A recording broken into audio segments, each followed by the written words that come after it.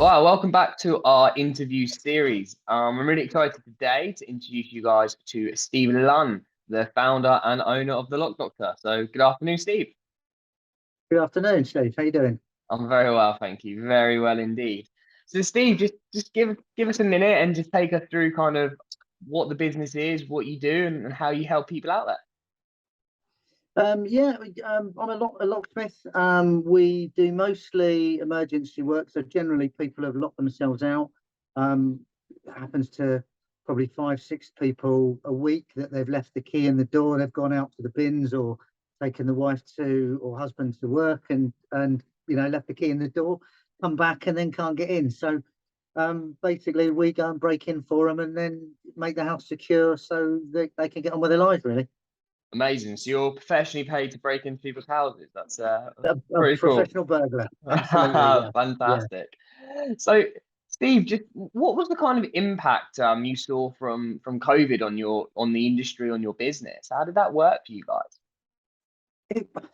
It, it really didn't affect us. Surprisingly, people were not supposed to be out, but we had still a lot of people locking themselves out. Um, People still had to go to do things, go shopping, etc., etc.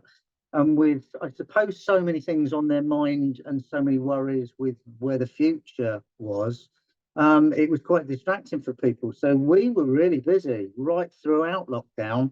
Um, and to be honest, it didn't. I wouldn't say it affected our workload in any way, shape, or form. Really, it was still really busy, bizarrely. Fun, fantastic. And how long had the business been running kind of when we went into lockdown?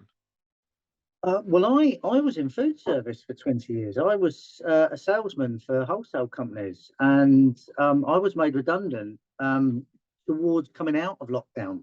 Okay. Um, so, having brought in 1.9 million pounds, I was a little bit bitter to be honest.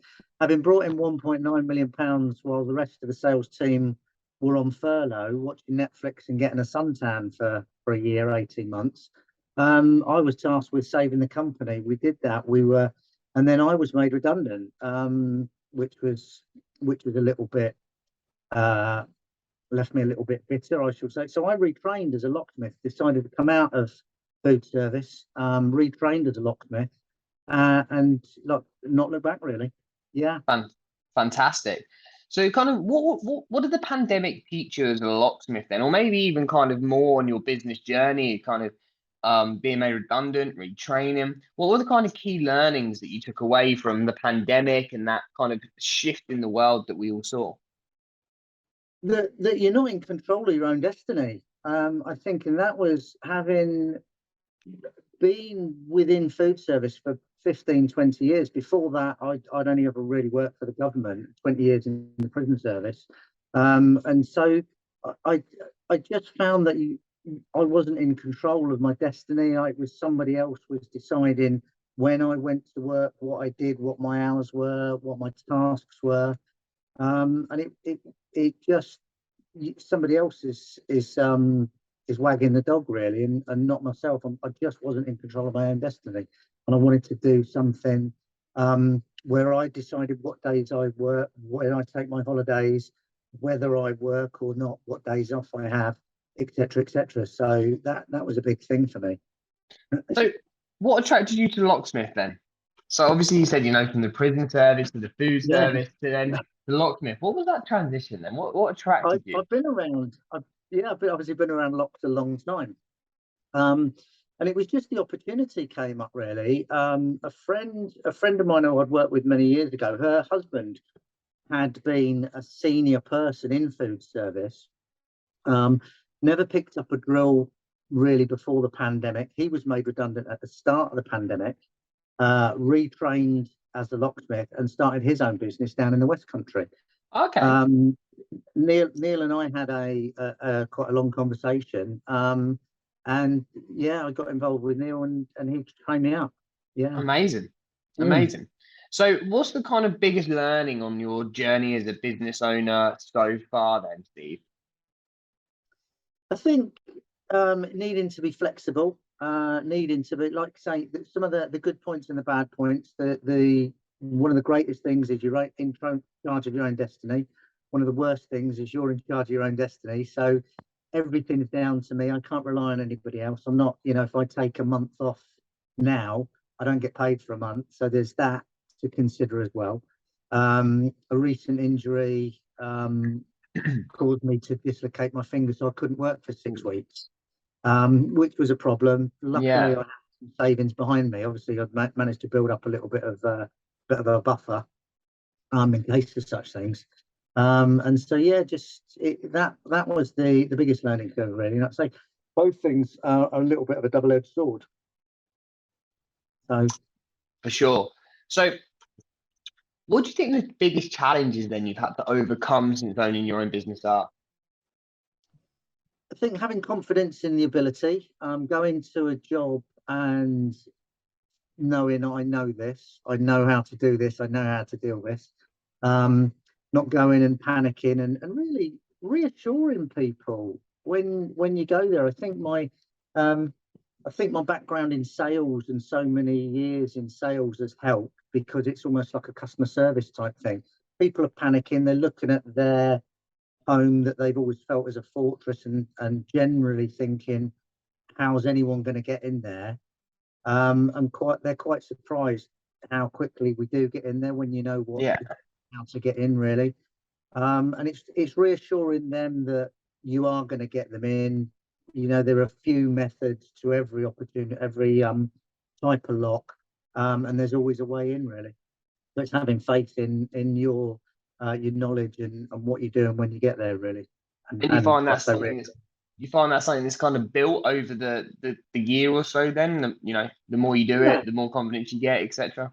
Absolutely, yeah, absolutely. You sort of roll up to a place, and like I say, generally the first thing is to reassure the customer, because they are panicking a little bit. They are like, oh my God, particularly if they've got. And we've had times where they've had children inside. They've gone out to the bins and things like that, and young children inside, or elderly people, etc. Yeah. And I've broken into several toilets to let old people out that have got themselves locked in, which is they're panicking. You don't really see the funny side once they're out, but urine is not so funny for them, to be honest. For sure. So, kind of from a personal perspective, then, Steve, what's your biggest motivator? What was the motivation to go into business for yourself? What was the motivation for locksmithing? What kind of really motivates you as an individual? I think a challenge. I think a challenge has always been my biggest motivation. I think even when I was in sales, quite often you would go in to take over an area, and it had been neglected, generally been neglected, because the person you're taking over from has been looking for a job for 3 or 4 months generally, and then they've got that job and they've neglected their area. So you're taking over an area that's been neglected, and that's a challenge. So once you get that back and it's all ticking along nicely, that's when I started to get bored, really. Okay. Whereas I'm going now, every day is a new challenge, because I don't know what I'm going to face. I don't know what locks I'm going to come up against. I don't know what type of doors I'm going to come up against. And no two are the same. Whilst there are certain techniques that you can use, it's such a great feeling when you hear that door pop and the door swings open. It really is a great feeling. Amazing. And I think that level of satisfaction is great, right, for your customers. Knowing that then they're in, they're safe, and everything's well. Absolutely. So, what's the journey of entrepreneurship and business ownership taught you about yourself, Steve? Initially, it was panic, because obviously I retrained, and then you get offered or not offered an opportunity to be a subcontractor for the company that's sort of trained you, if you like. Yeah. But I did that for a while. You never really know. There's peaks and troughs with work, and there's been work where I've been doing 7, 8, 9 calls a day. And other days where there's been nothing for a couple of days. And it's having that faith that the calls will start coming in again, because there's no rhyme or reason to it. You just can't odds when people are going to lock themselves out or have an issue, or their key's going to snap in the lock or whatever. And it's just having faith to know that that's going to come back. That's been the biggest challenge, is keeping mentally strong to know that the work will come. And if you are having a slow day, it is just generally a slow day rather Kind of that than mental resilience to it. Absolutely, yeah, I think so. It's keeping faith that it will come, and the jobs will start coming in again, and the work will start rolling through the door again. Yeah, I think resilience has come up a lot with a lot of people I've spoken to recently. I think probably since the pandemic as well, people have had to build that extra level of resilience. And I think it's a really important quality that you find in a lot of entrepreneurs and business owners. So if that's the journey to date, then Steve, what does the journey ahead look like? What is it you're looking to achieve with the Lock Doctor? It's really exciting. I think I'm getting to the point now where we're getting to it's right on the edge of having to take another person on and looking at how do we do that? What does that look like? Do I take on someone as almost a franchisee that sets their own business up and reinvest, or do I invest? Because the tools alone are probably about £2,500. Okay. And then you're talking about getting the person as a van or a decent vehicle to get then probably £500 worth of locks and stock, etc., to have the jobs. So that's coming hopefully in the next 6 months to a year. That's where I'm looking at. Brilliant. Really. From then on, it can really expand, to be honest. But it's having that, getting that timing right to take a new person on, train them up, and get them, and when they're confident to go ahead and be. So expansion's very much on the horizon then. Yeah, very much so. Yeah, absolutely. Fantastic. No, it's great to hear. So Steve, just from your point of view then, one last question for you really. If you could give anyone one piece of advice as they start to take their own journey into business ownership, what would that advice be? Believe in yourself and back yourself. Have faith in your own ability, and go for it. Fantastic. And I think as well, the big takeaway I took from today's call was really the resilience, and having that mental resilience and belief that it's not all going to be busy every day. That takes time to build, and that belief that it is coming and what you're doing is right as well. Absolutely. And that gives you time to sharpen your axe, doesn't it? And crack on and take, sometimes you do need a little bit of downtime. You can't go on forever doing, like myself, 10 jobs a day and not affect your outside life, really. 100%. 100%. Steve, look, thank you so much for your time today. I really appreciate it. There's a lot of value in that for entrepreneurs and business owners. So yeah, thank you once again, and I wish you all the best with the Lock Doctor in the future. Thanks, Steve. Nice talking to you. Have a good day. And you take care.